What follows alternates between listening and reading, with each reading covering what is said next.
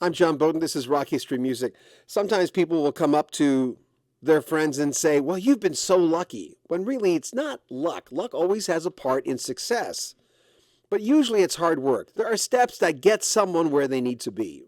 Rik Emmett has rules in life, and as he'll explain to you in this clip, those rules have really helped him. Rules like delayed gratification, being discerning, saying no, and there's a lot more to them. Rik Emmett talks about how you can be successful and make life a little easier on Rock History Music. Hey, you wrote self-discipline begins with self-awareness, delayed gratification, and learning how to say no. Those things. I mean, you know what?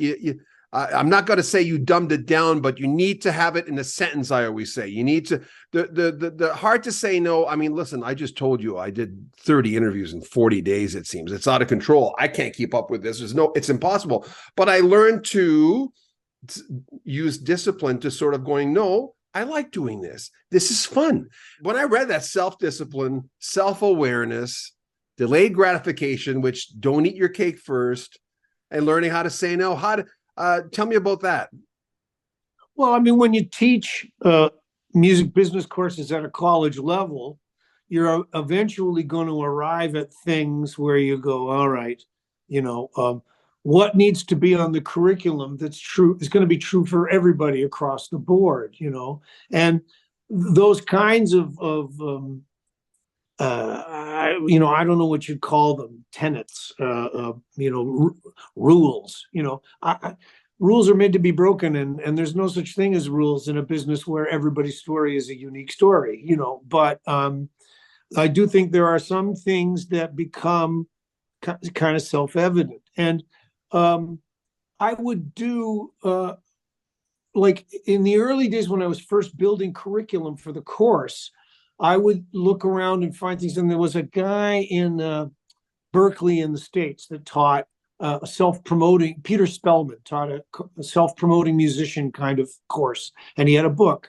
And there were good things I got out of that book. And one of them was he talked about Ford Motor Company had done a study about what separates successful people from people that aren't. And Ford had paid big money to have psychologists and folks do clinical studies to try and get to the bottom of what makes a successful person successful.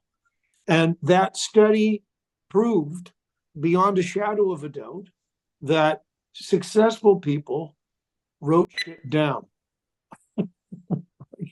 That's like, you have goals? Okay, write them down. That's it. And if you do it, if you write them down, they become real. And now you have a focus for them, and they've taken. But the people that don't, the people that are kind of lazy and they never get around to it, or they go, well, that's stupid, I'm not going to do that. Well, then they're probably not going to be successful, because successful people make lists. Successful people write down. Successful people keep journals. Successful people plan things out and write those plans down. They have agendas. And I've always been that kind of a person. So, and I'm saying, I'm not that special. I'm really not. I stand up in front of students and I say, here's the kinds of things that I can make this simple for you. So that was the first one. That was the key. The one about writing things down and becoming a list person, a journaling person, those kinds of things.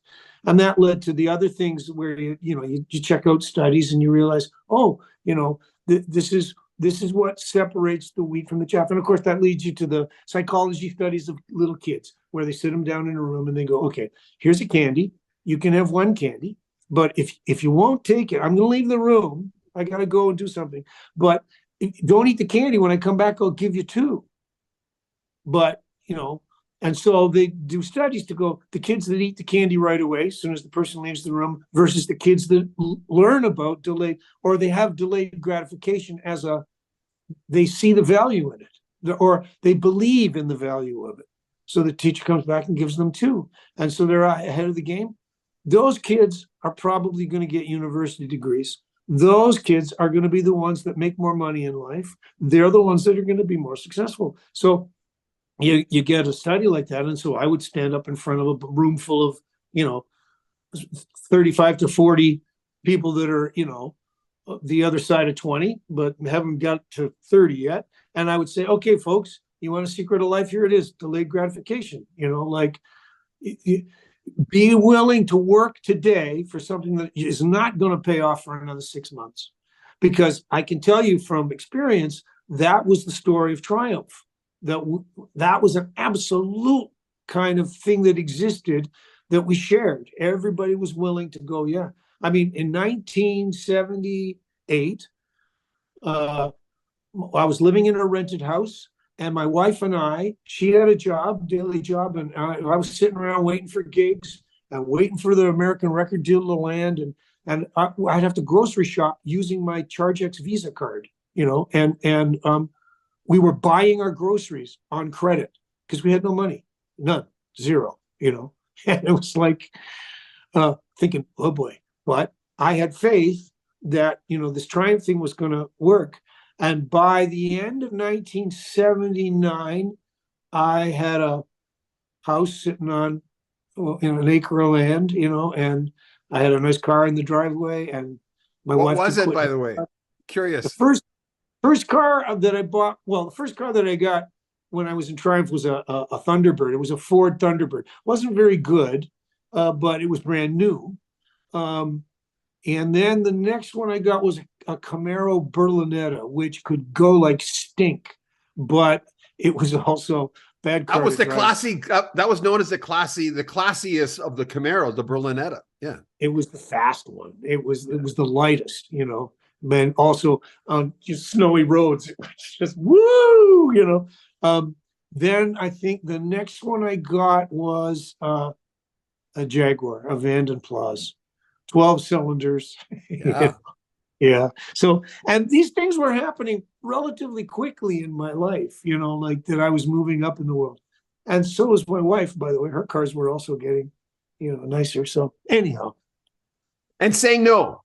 So, learning how to say no is that whole thing where, you're an artist and you're wanting to make people happy, and you're wanting to appease, and you're wanting to gain approval, and all of those kinds of things. And so then you get into this thing where there's just too many people asking you for things, and you're saying yes to all this stuff, and now it's getting out of control, and there's all of the stress and anxiety because you've taken on too much. You can't handle it. It's getting inhuman. And so that's a big lesson of how do you learn how to say no. But the other thing about it too is, let's say you're trying to build something and you're trying to project an image. You're trying to have an artistic territory where you go, this is who I am and this is what I want to be. Now, and I would often use examples in my classes, David Bowie, Madonna, they could reinvent themselves, but they were never uncomfortable in these personas that they could create. They were always like absolutely 100% committed to the Thin White Duke or the Spider from Mars, or like these things that they could make themselves be this in an incredibly convincing show business kind of way. But then you've got somebody that says, no, I don't want you to be the Thin White Duke. I want you to be the Spider from Mars. Will you go back and do that? And you have to say, no, I won't.